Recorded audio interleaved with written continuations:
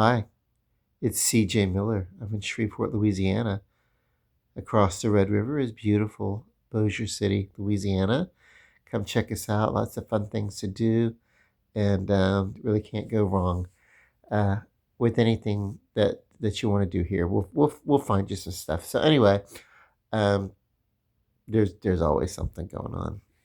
Uh, but yeah, the purpose of this video is to talk about a movie. A buddy of mine called me up and was like, "Hey, you want to check out a movie?" And I was like, "Yeah, well, why not?" And so it was between the movie Send Help, which I had already expressed an interest in not really seeing, because I felt like it was something that it was a premise that I felt like had been done before.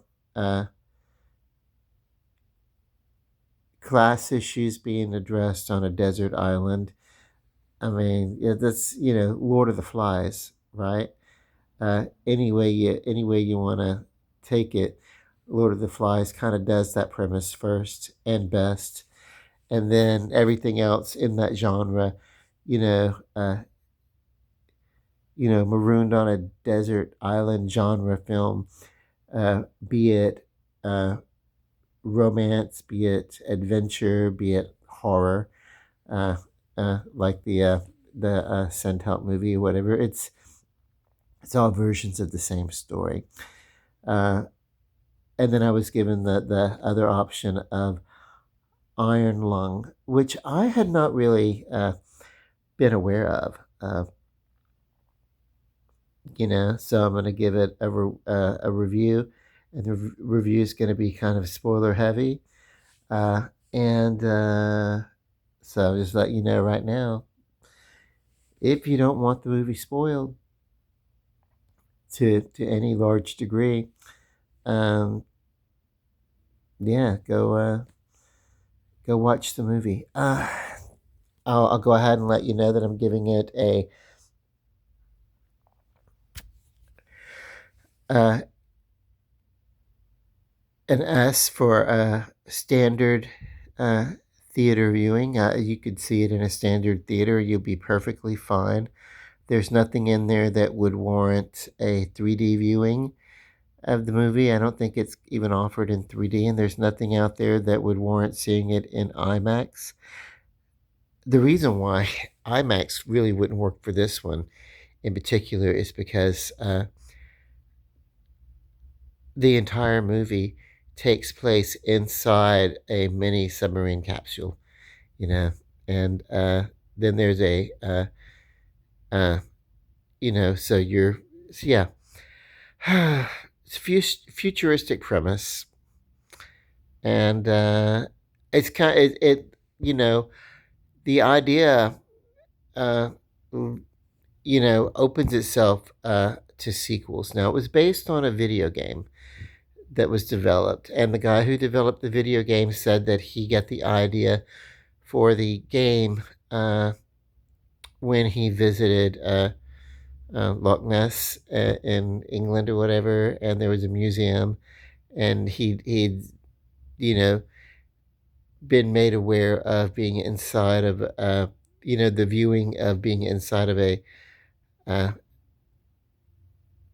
what do they call it, a mini submarine or something, or a small submarine, midget submarine, something, where you're inside of a submarine and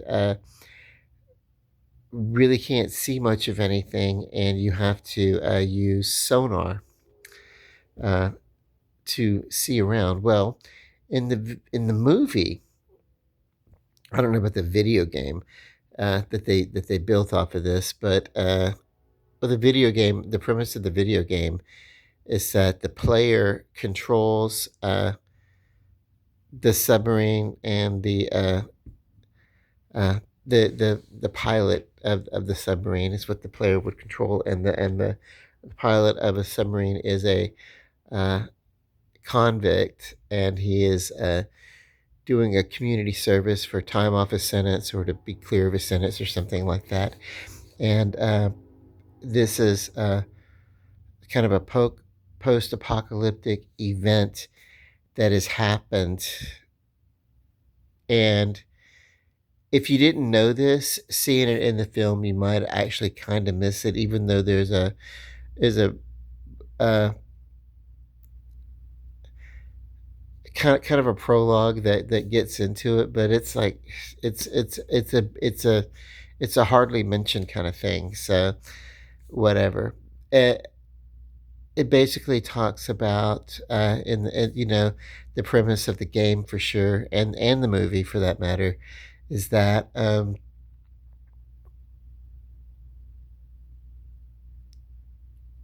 most of the stars and planets that are capable of nurturing life have gone out. They've disappeared, and what's left are the space stations and the you know small floating colonizations in space that were not on any of the worlds. Uh,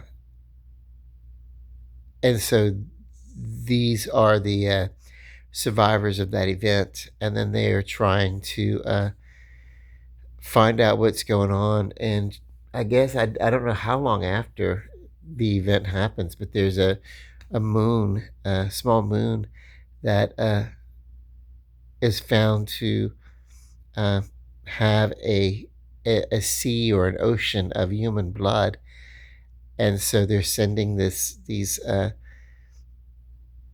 people in these submarines to go find out what's going on, and that's the premise of the game, and it's the premise of the movie, and it begins inside of the submarine, and the whole movie takes place inside of the submarine. You're never outside of the submarine with this lead character, and watching the movie really did look like I was watching somebody play a video game. Uh, like people will play video games and give commentary on YouTube or whatever, and it may go on for hours. That's kind of what this felt like. So if you like that, then you'll like the movie. Uh, I don't know. The game itself did not get the best reviews, but the game really there's a the director of the movie is a YouTuber, and I guess he got some kind of fame or notoriety from playing games, in particular this Iron Lung game that he's acquired enough money and found enough funding and to produce the movie, direct it, star in it, and the whole is like it's definitely a him project, and I could see that if someone's talented enough to pull together and do an entire film like that,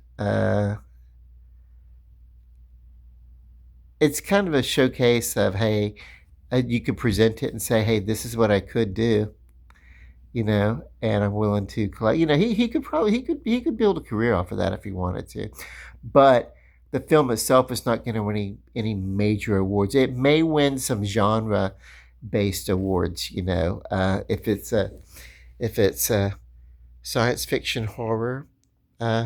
It's definitely a niche.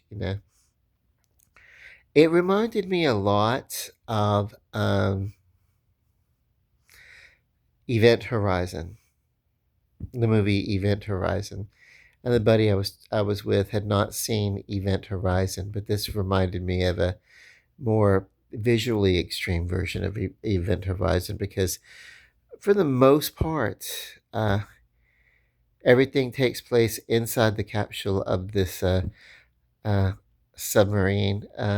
But he does have the occasional glimpse or vision or something of what led him there, and one of them is that he caused the destruction of one of the space stations or something like that. I don't know, or part of a space station or something like that to become destroyed, and so he's having to uh, do his penance, either from this mission, complete this mission, uh, or not. And the whole idea is that, he finds messages in the submarine, uh, from previous people.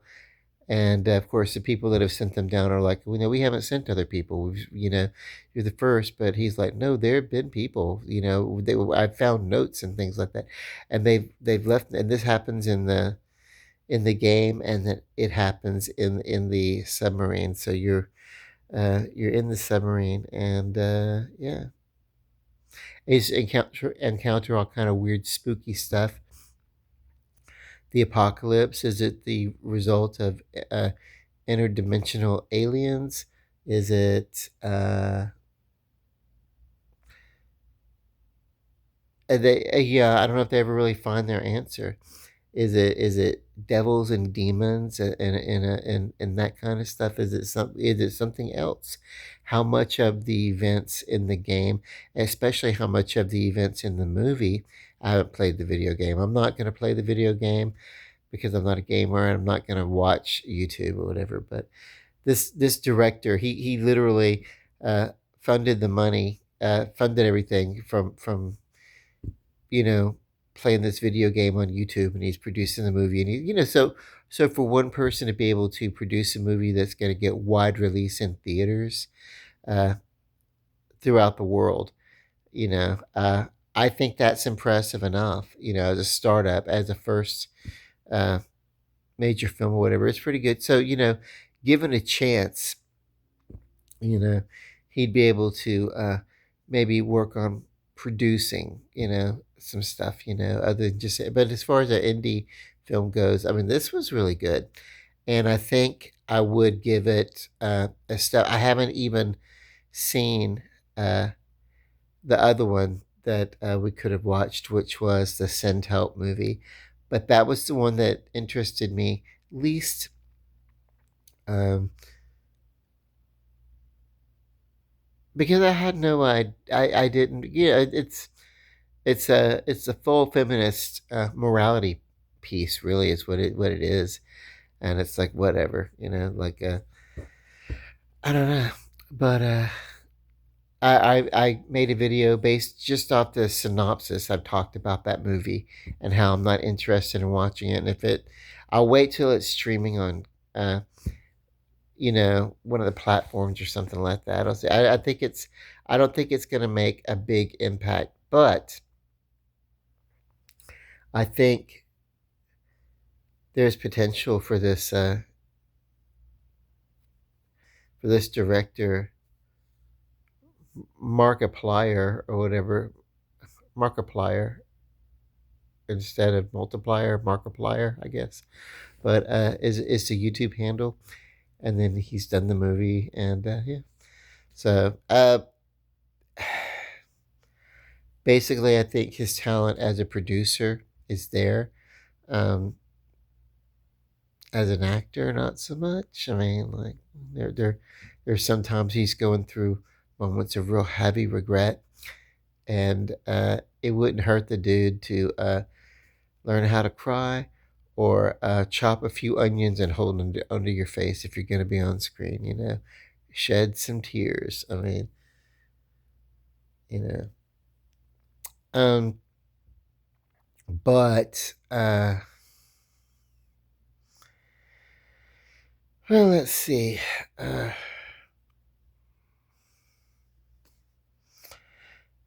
what can I say about this movie? The movie plays out exactly like the description of the video game plays out. So if you're familiar with the game and the whole idea of what's going on, because the game, here's your spoiler. If you don't want to watch it, don't listen, don't talk, don't listen anymore. The game ends with the mission being a failure. No matter what you do, there's no way to win this video game. The only way to win is not to play. Uh, I mean, uh, yep. And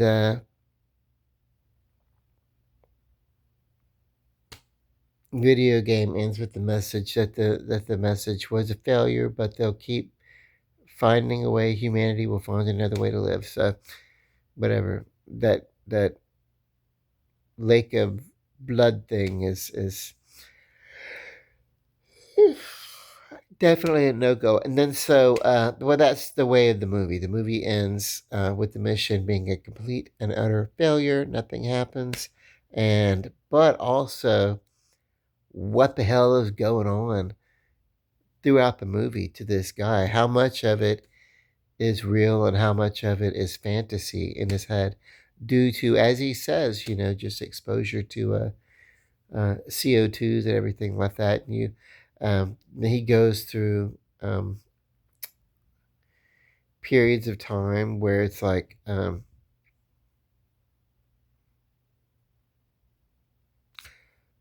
where it's extremely boring, as he's looking around for the skeletal figure floating around within the blood that he's supposed to find, and it's a whole middle section, like the opening of the movie. For a few minutes, you kind of get the feel of what's going on, and then there's an incident where the camera is not really a sonar camera; it's an X-ray camera, and it enables to see X-ray instead of sonar through the blood ocean and everything.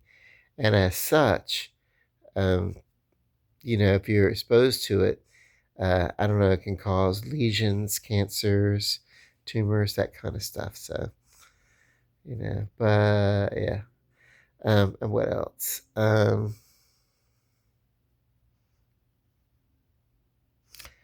don't know. I don't know. There's potential here. The movie does not entirely fulfill its potential, but if you love a really good visual effect,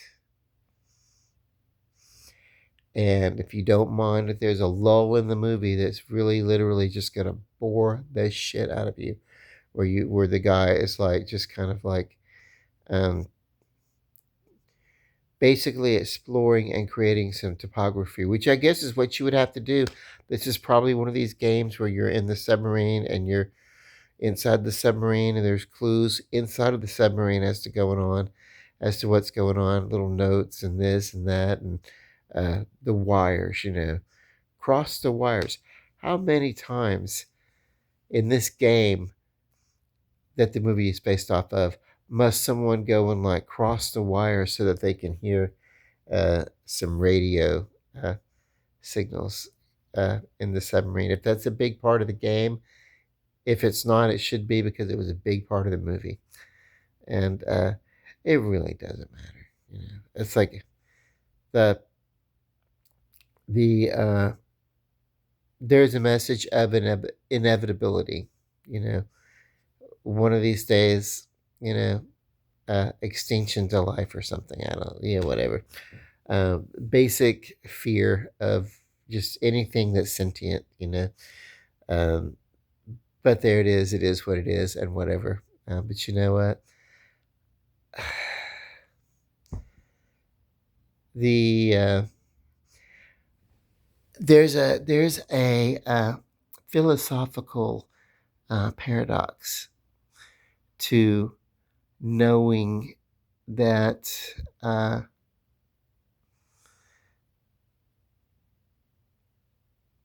sentient existence uh, may be definite.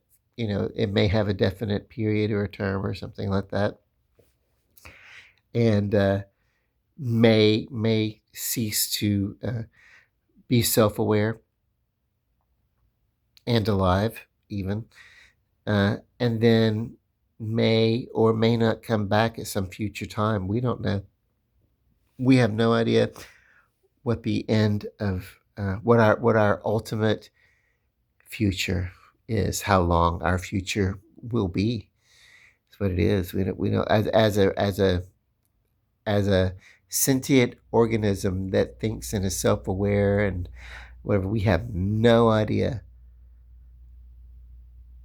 how long this experience will be for the collective. And then um, so that means at the same time, at once, that life and existence is of the utmost meaning and importance. Um, and it also means that it's absolutely, at the exact same time, uh, utterly unimportant. You know? And that is probably, I would say, kind of an atheist point of view, right? Or an agnostic, whatever. But even agnosticism acknowledges the possibility of a God. It's more like, yeah, we don't know, whatever. But just a straight up atheism uh, without um, without attention to the idea of a creating entity, either a collective uh, band of creators of an alien race or a singular god or whatever, whatever the mythology or whatever the story may be, whatever that particular theology, even if that's the word for it, whatever those religions are.